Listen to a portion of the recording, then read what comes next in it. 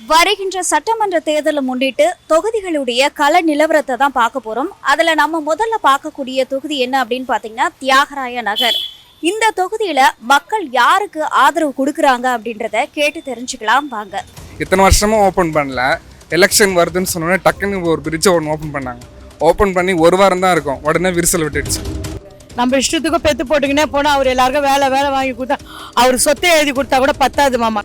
அது என்னத்தை சொல்ல, நான் சொன்னால் குடிச்சிட்டு பேசுகிறேன், குடிச்சிட்டு தான் இருங்க. பெண்களுக்கு பாதுகாப்பே ஐயோ அது இது இந்த விஜய் வந்து ஒரு ஆகாத பையன், வேலைக்கு ஆகாதவன். ஒருத்தவங்களை வாழ விடுங்க, அவருக்கு ஏங்க சாவடிக்கிறீங்க போட்டு. காவல்துறை வந்து கண்ணை மூடிக்கின்னு வீட்டில் தூங்குறாங்க, ஏசி ரூம்ல தூங்குறாங்க.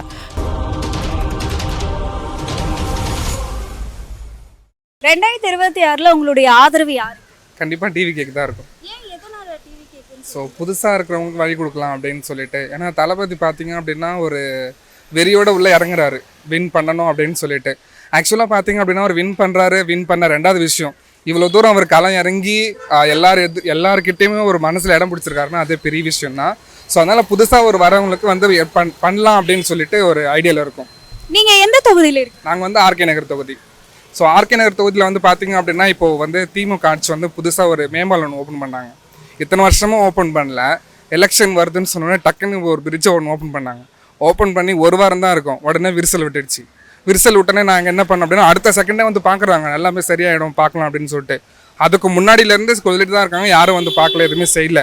தளபதி அந்த இடத்துல வரேன்னு சொல்லிட்டு சொன்னோடனே விரிசல் விட்டுடுச்சு, பள்ளம் ஆயிடுச்சுன்னு சொல்லிட்டு எல்லாம் வந்து பிளாக் பண்ணிட்டாங்க. ஸோ இந்த மாதிரிலாம் இருக்கிறப்போ வந்து ஜனங்களே பார்க்குறாங்க, கஷ்டமாக இருக்குது. ஒருத்தவங்களை வாழ விடுங்க, அவருக்கு ஏங்க சாவடிக்கிறீங்க போட்டு. நீங்கள் ஒழுங்காக பண்ணியிருந்தால் அவர் ஏன் வந்து ஆட்சிக்கு வந்து உங்களை வந்து பண்ண போகிறாரு.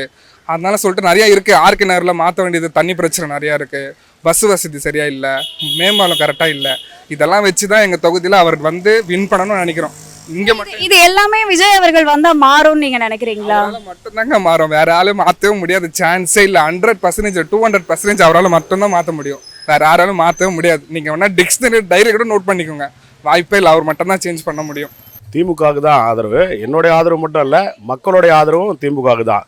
ஏன்னா முத்தமிழ் அறிஞர் டாக்டர் கலைஞருடைய புதல்வனாக இன்றைக்கி வந்து தமிழ்நாட்டை ஆண்டு கொண்டிருக்கக்கூடிய முத்துவேல் கருணாநிதி ஸ்டாலின்ங்கிற மாபெரும் தலைவர் இன்றைக்கி பார்த்தீங்கன்னா மக்களுக்கு எல்லா நலனையும் இதுவரையும் செஞ்சு தான் வராரு. ஆட்சி இருந்த போதிலும் சரி, இல்லாத போதிலும் மக்களுடைய ஏழை மக்களுடைய தேவைகளை பூர்த்தி செய்யக்கூடிய ஒரே அரசு திமுக அரசு மட்டும்தான். ஸோ இங்கே இருக்க மக்களை கேட்கலாம், நாங்கள் சொல்கிறதில்ல, எல்லா மக்களையும் நீங்கள் விசாரிக்கலாம். இங்கே இந்த வாட்டி மழை பெஞ்சதில் ஒரு சொட்டு தண்ணீர் கூட நிற்கலை. ஆமாம், எல்லாருடைய ஆதரவும் அதுதான், மக்களோட ஆதரவு. மகளிருக்கு வந்து எவ்வளோ நல்லது பண்ணியிருக்காரு, நம்ம சொல்ல வேண்டிய அவசியம் இல்லை, மகளிருக்கே தெரியும். மாதம் 1000 ரூபா வந்து கொடுத்துருக்காரு மகளிருக்கு. இப்போ அடுத்த ஆட்சி வந்ததுக்கப்புறம் அப்படியே நிரந்தரமாக இல்லை, நம்ம வந்து அது வந்து அரசாங்கத்தை குறை சொல்லக்கூடாதுமா. பெண்களுக்கு வந்து அவங்கவுங்க பாதுகாப்பு அவங்கவுங்க பார்த்துக்கணும். அந்த எதனா ஒரு இடையூறு வரும்போது, பிரச்சனை வரும்போது டக்குன்னு உடனடியாக 100 நம்பர் கொடுத்துருக்காங்க, போலீஸ் பாதுகாப்பு கொடுத்துருக்காங்க. போலீஸும் விரைந்து தான் பண்ணிட்டு இருக்காங்க. எல்லா இவங்க சில பெண்கள் வந்து அரசு எல்லா நடவடிக்கையும் எடுக்கிறாங்க. நீங்கள் தெரிவித்தா உடனே நடவடிக்கை எடுப்பாங்க, அவங்களுக்கு தெரிஞ்ச வரைக்கும் எடுத்துருந்தாங்க. பாதுகாப்புன்றது வந்து இன்றைக்கி இருக்கிற சுச்சுவேஷனில் நல்லதாக தான் கொடுத்துட்டுருக்காங்க. ஸோ இதுக்கு முன்னாடி இந்த ஆட்சியில் எதுவுமே நடக்கலையா? அப்போ என்ன பாதுகாப்பு கொடுத்தாங்க பெண்களுக்கு? அப்போ எந்த இதுவும் நடக்கலையா? எடுத்து பாருங்கள். எல்லா இல்லை, அப்படி சொல்ல முடியாது. அது வந்து குற்றம் சொல்கிறவங்க சொல்லின்னு இருப்பாங்க. அதை மாதிரிலாம் எதுவும் நீங்கள் இல்லை, எல்லா இடத்துலையும் நடக்குது. இது வந்து ஒரு வீட்டையே ஒரு மனிதனால் கண்ட்ரோல் பண்ண முடியாது. அப்படின்னு ஒரு நாட்டை கண்ட்ரோல் பண்ணுறது எவ்வளோ பெரிய விஷயம். முதலமைச்சர் எல்லாத்தையுமா அப்படியே உட்காந்து பார்த்துட்டு இருக்க முடியும்? தளபதினா விஜய்லாம் கிடையாதுமா, ஸ்டாலின்மா. இல்லைம்மா, அவர் சும்மா ஆக்டிங் பண்ண வந்தவர் இல்லை, ஆக்டர் தானே அவர். ஆக்டர் பண்ணிட்டு சும்மா அது மாதிரி ஆக்டிங் பண்ணிட்டு போயிடுவார். இதான் கதை. சொல்லிக்க வேண்டியதுதான். நான் கூட தான் சொல்லுவேன், எனக்கு தான் ஓட்டு அப்படின்ட்டு. அப்போ நான் வந்து எனக்கு எல்லாம் ஓட்டு போடுவாங்களா? போட மாட்டாங்க. சொல்லிக்க வேண்டியதுதான், பெருமைக்குன்னா எல்லாம் சொல்லிக்க வேண்டியதுதான். உங்களுடைய ஆதரவு டிஎம்கே? என்னோட ஆதரவு டிஎம்கே தான். அதுவும் இல்லாத மகளிருக்காக எவ்வளோ உதவி பண்ணுறாரு தெரியுமா? அவர் நிறைய உதவி பண்ணுறாரு. சரியா? அதெல்லாம் நம்ம எடுத்து சொல்லணும், நிறைய இருக்குது, சொல்கிறதுக்குன்னு நிறைய இருக்குது. நீங்கள் மகளிருக்காக நிறைய உதவி பண்ணுறாருன்னு சொல்கிறீங்க. ஆனால் நிறைய பேர் என்ன சொல்கிறாங்கன்னா, ஒரு 1000 ரூபாய் வச்சு என்ன பண்ண முடியும், அதனால வந்து பெருசா எந்த பயனும் இல்லை, அதுக்கு பதிலா வந்து நல்ல வேலை வாய்ப்பு வந்து உருவாக்கி தரலாமே, இந்த ஆட்சியில் அதை பண்ணலையே அப்படின்ற. எல்லாரும் அப்படிதான் சொல்ல வேலைன்னா அவர் என்ன எல்லாருக்கும் உதவி பண்ணா. இப்போ நான் எனக்கு 2 பசங்க இருக்குது, அப்போ என் 2 பிள்ளைங்க கல்யாணம் பண்ணி கொடுன்னு நான் கேட்க முடியும். வரதட்சணை பண்ண அப்போ நான் என்னத்துக்கு, என் புருஷன் என்னத்துக்கு இருக்கிறான் சொல்லி பார்க்கலாம், என் புருஷன் என்னத்துக்கு இருக்கிறான். நான் அதுக்காக தான் வேலை வாய்ப்பை வந்து உருவாக்கி தரல இந்த அரசுன்னு சொல்றாங்க. ஏன் வேலை வாய்ப்பு உருவாக்கி தரல? எவ்வளோ பேருக்கு எவ்வளோ வேலை வாங்கி கொடுத்துருக்காரு. அந்த பேர் என்ன பெருக்குறாங்களே, ஓனிஸ் வேலை அதெல்லாம் அவருக்கு பண்ணுறாரு. இப்போ அவங்களுக்குலாம் வீடு வாங்கி கொடுத்துருக்குறாரு. எவ்வளோ உதவி பண்ணுறாரு. 3 வேளை சாப்பாடு அவங்களுக்கெல்லாம், நல்ல நிழல், அவங்களுக்கு நல்ல ட்ரெஸ்ஸு, நல்ல லஞ்சு பேகு. படிச்சவங்களுக்கு வேலை வாய்ப்பை ஏற்படுத்தி தரலன்னு. உங்களுக்கு வேலை வாய்ப்பு இல்லை. ஏன் படித்தவங்களுக்கு வேலை வாய்ப்பு இல்லை? படித்தவங்களுக்கு 5 லட்சம் பேருக்கு வந்து வேலை வாய்ப்பு கொடுக்கறதா சொன்னாரு, ஆனா வெறும் 50,000 பேருக்கு மட்டும் தான் கொடுத்துருக்காரு. நம்ம இஷ்டத்துக்கும் பெத்து போட்டுக்கினே போனால் அவர் எல்லாருக்கும் வேலை வாங்கி கொடுத்தா, அவர் சொத்தை எழுதி கொடுத்தா கூட பத்தாது மாமா. இல்ல, அதுக்காக தானே அவங்க வந்து அதிகாரத்திற்கு வந்திருக்காங்க. அதிகாரம் இருக்கிற அளவுக்கு தான் நான் கொடுக்க முடியும். அதுக்குன்னு இல்லாத என்ன பண்ண முடியும் சொல்லு? பெண்களுக்கு பாதுகாப்பு இல்லைன்னு சொல்றாங்க. பெண்களுக்கு என்ன பாதுகாப்புனா, பெண்கள் மேலே ஒரு கேமரா தான் வைக்கணும். ஒவ்வொருத்தர் வீட்லேயும், ஒவ்வொரு தெருவிலையும், ஒவ்வொருத்தரோட முதுகுலையும் ஒரு கேமரா தான் வச்சு அனுப்பணும். சொல்லுப்பா, நம்மளும் நம்மளோட தைரியத்தில், நம்மளோட மரியாதையில் நம்ம நடந்துக்கணும்ல. நம்மளும் நம்மளை மீறிட்டா போகிறவங்க வரவங்க தான் செய்வாங்க. அதுக்குன்னு போலீஸை குற்றம் சொல்ல முடியாது, ஆட்சி குற்றம் சொல்ல முடியாது. இல்ல சொல்லு பார்க்கலாம். இப்போ நம்ம அதிகமா இந்த ஆட்சியில நடக்குது, காவல்துறையும் கண்ணை மூடிட்டு இருக்காங்க அப்படின்றது. காவல்துறை வந்து கண்ணை மூடிக்கின்னு வீட்டில் தூங்குறாங்க, ஏசி ரூமில் தூங்குறாங்க. காவல்துறை எவ்வளோ சின்சியராக வேலை பண்ணுறாங்க தெரியுமா? அவ்வளோ சின்சியராக வேலை பண்ணுறாங்க காவல்துறை. எங்கள் தலைவர், எங்கள் கடவுள் மு.க. ஸ்டாலின். அவர் வந்து எல்லாமே செய்கிறாரு. அங்கே அப்பா இருக்கும்போது வேற, இப்போ வந்து அவர் வேற. அவர் மக்களுக்கு செய்கிறதுக்காண்டி அவர் இருக்கார், செஞ்சுட்டு தான் இருக்கார். லேடிஸுக்கு வந்து என்னென்னமோ செஞ்சுருக்கார். என்னது பசுக்கு முதிரை இல்லம், அந்த இல்லம் இந்த இல்லம் எல்லாம் பெண்களை ஒரு வீராக. ஆமாம், இப்போ 2000 ரூபா கொடுக்குறாரு. அடுத்து வந்தோடனே கொடுப்பான், கொஞ்சம் கொஞ்சமாக கொடுப்பான், மொத்தமாக எப்படி கொடுப்பான்?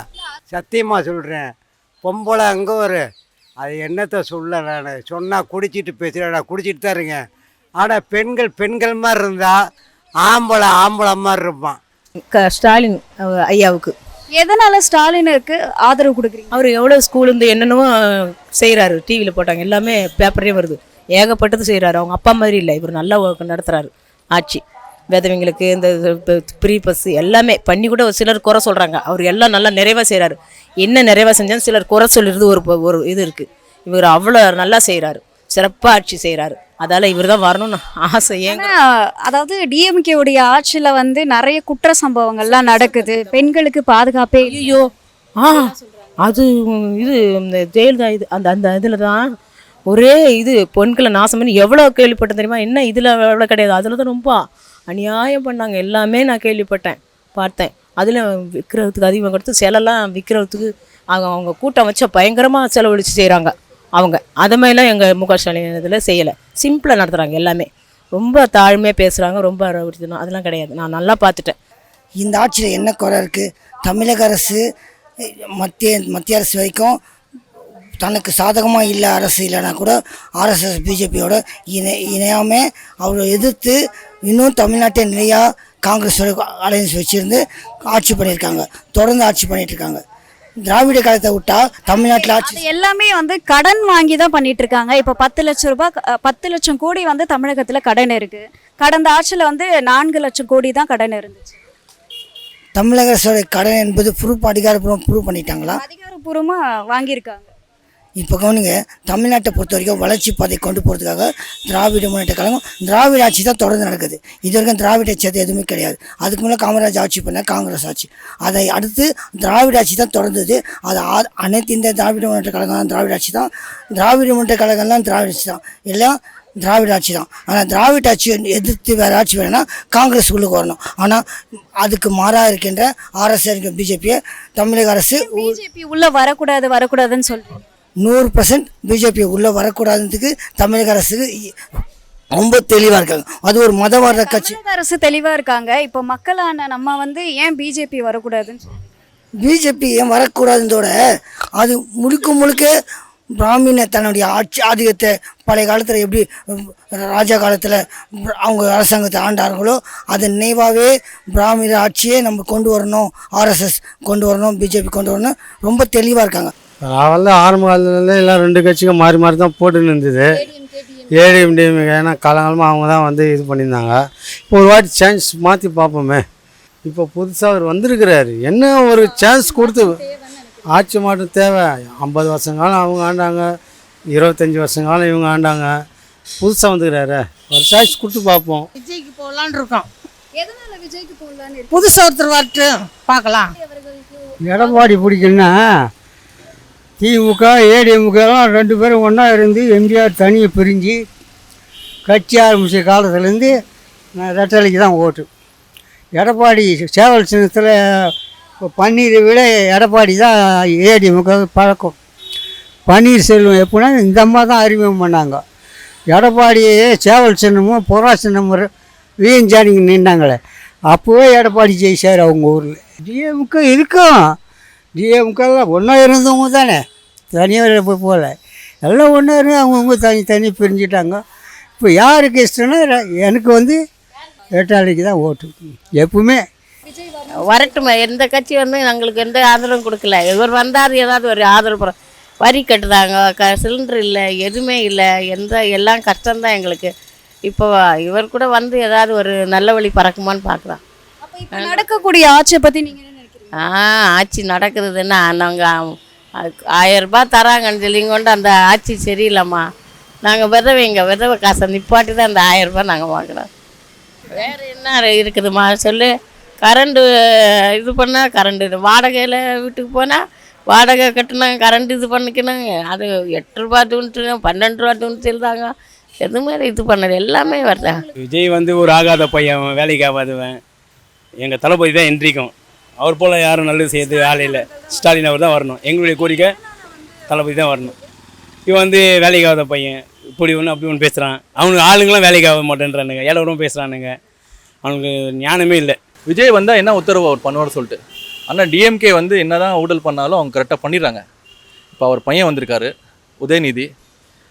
இப்போ நிறைய சேஞ்சஸ்லாம் வந்திருக்குல்ல, நிறைய உங்களுக்கு பிரிட்ஜஸ் ஓப்பன் ஆயிருக்கு, நிறைய பிரிட்ஜஸ் ஓப்பன் ஆயிருக்கு. இப்போ அவர் எல்லாருக்கும் வந்து இந்த எக்ஸ்ட்ரா மணி போட்டுக்காரு இந்த பொங்கல் டைமில். ஸோ இதெல்லாம் நிறைய அதுக்கு இன்னும் நிறைய சேஞ்சஸ் வேறு வரப்போகுது. முக்கிய குற்றச்சாட்டா வந்து பெண்களுக்கு பாதுகாப்பு இல்லை திமுக ஆட்சியில், நிறைய வந்து இந்த பாலியல் வன்கொடுமைலாம் நடக்குது. ஸோ இந்த ஆட்சி தேவையில்லை அப்படின்னு அப்படி பார்த்தா வந்து அதே மாதிரி இப்போ வந்து இந்த ரிலீஜியஸ் பற்றியே சொல்கிறாங்க. பிஜேபிலையும் டிவிகேலே சொல்கிறாங்க. அவரை போய்ட்டு நோன்பு திறக்கிறார் எல்லாம் பண்ணுறாரு. ஆனால் கடைசியில் வந்து கோட்டா தர மாட்டாங்களா யாருக்குமே. ஸோ நீங்கள் இந்த டிஎம்கே பார்த்தீங்கன்னா அந்த முஸ்லீம்ஸு அந்த ரிலீஜியஸ் பற்றி மெயின், அதுதான் நமக்கு மெயின் டாப்பிக்கே. அதை பற்றி நமக்கு எந்த பிரச்சனையும் கிடையாது. ஸோ அவங்க என்ன தான் இந்த ஊழல் பண்ணாலும் சரி, ஆனால் மக்களை கொஞ்சம் மதிக்கிறாங்க. அந்த மதிப்பு தான் தேவை நம்மளுக்கு. வரட்டும் மேடம், புதுசாக ஒரு ஆள் வரட்டும். இவங்க 2 பேரும் எல்லோரும் பார்த்தாச்சு, புரியுதுங்களா. நானும் ஒரு 5 தடவை ஓட்டு போட்டுட்டேன் மாற்றி. எந்த விஷயத்துலையும் இதில் மாறின மாதிரி சரியில்லை. 2 பேருமே வந்து ஊழல் பண்ணி அவங்களோட இதுவை கட்சியையும் மற்ற விஷயங்களும் இது பண்ணிக்கிறாங்க. இப்போ சமீபமாக வந்து நம்பூரில் பார்த்தேன், ஒரு நல்ல கூட்டம், மக்கள் செல்வாக்கு அதிகமாக இருக்குது. அதேமாதிரி இங்கே நம்ம லோக்கல்லையும் பார்த்தீங்கன்னாக்கா மக்கள் எல்லாம் அப்படியே ஒரு நார்மலாக என்ன சொல்கிறாங்கனாக்கா விஜய்க்கு தான் ஓட்டு போடணும் அப்படின்ற மாதிரி தான் எல்லோரோட கருத்தும் இருக்குது. அவங்களும் சைலண்ட்டாக இருக்கிறாங்க, அது பெருசாக பேசிக்கல.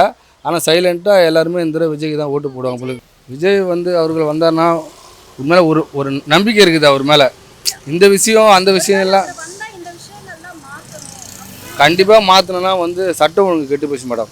இந்த லோக்கலில் ஃபுல்லாக கஞ்சா எல்லாமே 17 வயசுலேருந்து 18 வயசு பசங்க எல்லாமே வந்து கஞ்சா பழக்கத்துக்கு அடிமை வராங்க, கண்ணுக்கு எதிரே நடக்குது, புரியுதுங்களா. அதேமாரி இந்த இடத்துல அந்த சுகி இந்த மாதிரிலாம் ஓட்டுறாங்களா, அந்த பசங்கள்லாம் வந்து நைட்டு 9 மணிக்கு மேலே அவங்ககிட்டேருந்து வந்து கூகுள் பேயில் அமுச்சு விடுங்க அப்படின்னு சொல்லிட்டு கேட்டுட்டு கூகுள் பேயில் அமுச்சு விட்டாங்கன்னா அவங்களுக்கு காசு தராது, அவங்களே போட்டு அடிக்கிறாங்க.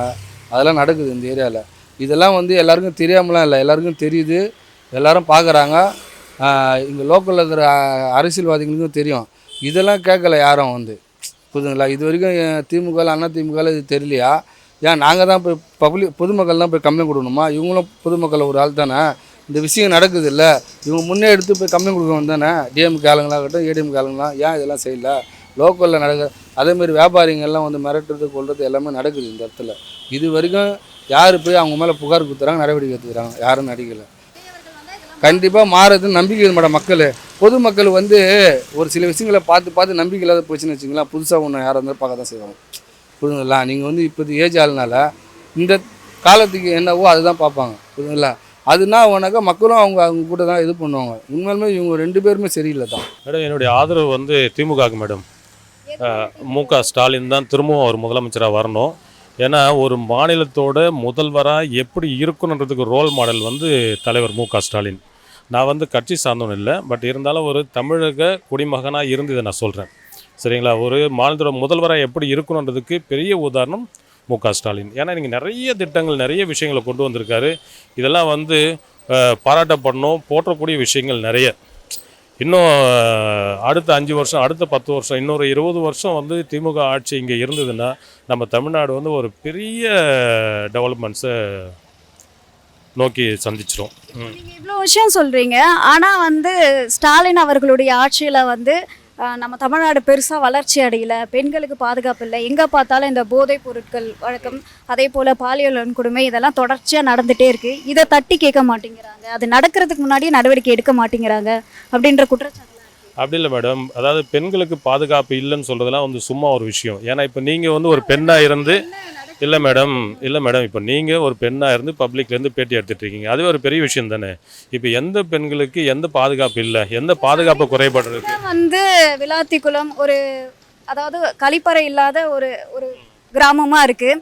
அங்கேருந்து ஒரு பெண் வந்து போயிருக்காங்க, அந்த நேரத்தில் அவங்கள வந்து பாலியல் வன்கொடுமை. சரிங்க, பாலியல் வன்கொடுமை பண்ணதுக்கும் அரசாங்கத்துக்கும் எந்த சம்மந்தம் இருக்குது? ஒரு சம்மந்தமும் கிடையாது. இல்லை, கழிப்பறை வசதின்றது வந்து இப்போ திமுக ஆட்சிக்கு வந்து 5 வருஷம் தான் ஆச்சு. இந்த 5 வருஷம் தான் இருக்குது. இந்த 5 வருஷத்தில் எவ்வளோ டெவலப்மெண்ட்? 70 ஆண்டு காலம் மாறின்னு சொன்னீங்க இல்லையா? ஒரே நிலையான ஆட்சியாக இருந்தால் எல்லாமே நல்லது நடக்கும்ல. மாறி வரும்பொழுது நான் நல்லது மேடம் அடிப்படை தேவை பண்ணலைன்னு சொல்லிட்டு ஏதோ ஒரு உதாரணத்தை எடுத்து அடிப்படை தேவை பண்ணலாம் சொல்ல முடியாது. எவ்வளோ விஷயங்கள் நடந்திருக்குன்றதை நாம் எடுத்துக்கணும். கரெக்ட் தானே? ஒரு 10 தக்காளியில் வந்து ஒரு தக்காளி ஓட்ட தக்காளிலாம் மொத்த தக்காளியும் ஓட்ட தக்காளியா? அப்படி கிடையாது இல்லை. இன்றைக்கி நிறைய நல்ல விஷயங்கள் நடந்துகிட்ருக்கு. நீங்கள் மாறின்னு சொன்னீங்க இல்லையா? அந்த மாறி இல்லாமல் நிலையான திமுக ஆட்சி அடுத்து ஒரு 15 வருஷத்துக்கு இருந்தால் நீங்கள் சொல்கிற மாதிரி இந்த கழிப்பறை வசதி அந்த வசதி எந்த பிரச்சனையும் எந்த ஒரு சின்ன டிஸ்கம்ஃபர்ட்டும் இருக்காது. விஜய் வந்திருக்காரு, ஸோ அவரை பற்றி நீங்கள் என்ன?